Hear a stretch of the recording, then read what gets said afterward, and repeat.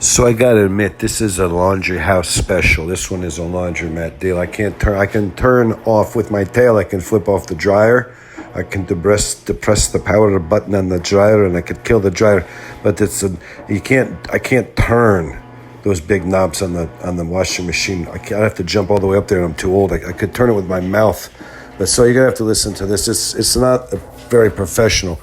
But the one thing that I wanted to talk about was how we were wanting to define what it was that made these Charneys so special.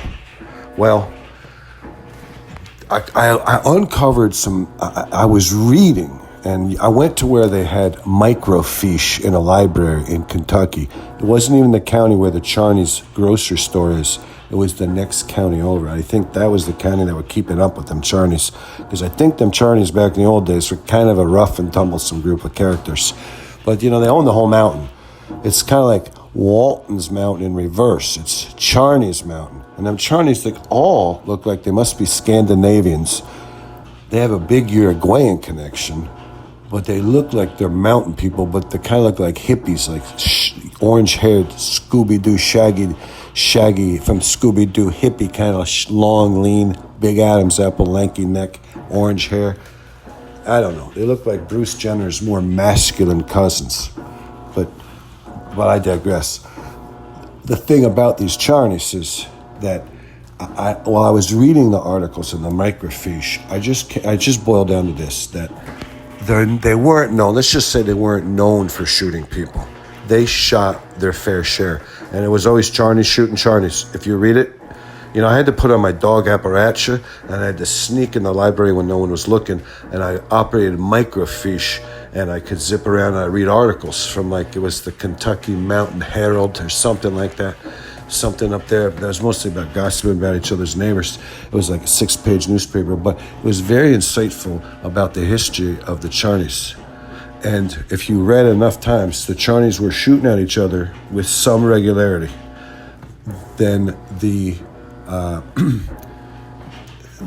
and some Charneys got shot and killed, and I don't want to get into it. I mean, it made me sad. It looked like it was Charney on Charney violence. It was Charney, cousin Charney on cousin Charney violence.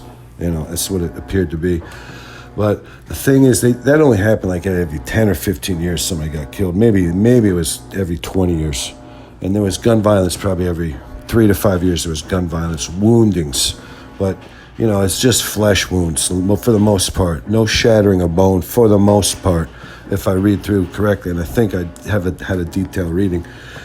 And it's kind of tough because I don't really read that good. I'm starting to develop phonics, but I sound out each word by syllable, so it takes me a long time. But I can see the pictures. They have a lot of pictures of Charneys with like really filthy, dirty faces, like they just got mining some coal when they got a pistol in their hand. They're being apprehended. Somehow the cops are surrounding them. They must be out of bullets. Somehow they didn't shoot this guy down. They didn't shoot this Charney down. That probably was a Charney shooting where nobody died, so the cops wrestle him down when their gun is empty. But that's, every cop there is a Charney, so they don't really want to kill the Charney. They're all cousin Charney. So, but the one thing is that they really weren't known. Okay, around the mountain that was Charney Mountain, they weren't really known for shooting people.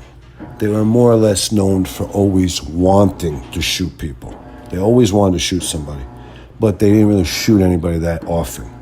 And when they did, it was Charney on Charney violence. It was kind of sad, but so that was just something that, what it kind of boiled down to is they weren't known from where they came from. If you were an outsider, you would probably say they were pretty gun-violent people, and a lot of Charneys, at least 3, 4, 5 Charneys minimum are shot a century by Charneys. Shot dead and buried, and up to maybe another 20 or 30 are wounded during the course of a century. Probably 60 or 70 Charneys are wounded, and probably at a 10% clip, for every 50 or 60 wounded Charneys, one cousin Charney probably exasperates. But if you go to the cemeteries and read through the tombstones, you'll see it says, "Here lies Charney, shot down by his cousin Charney, 1903. This is an old, beautiful tombstone. They carved it out of marble. that fell off a truck. And it said, 1903, here lies cousin Charney, shot down in his prime by his cousin Charney. It was very sad, but, that was the type of thing that that was the kind of thing I discovered, that they were, but it was always Charney on Charney violence, and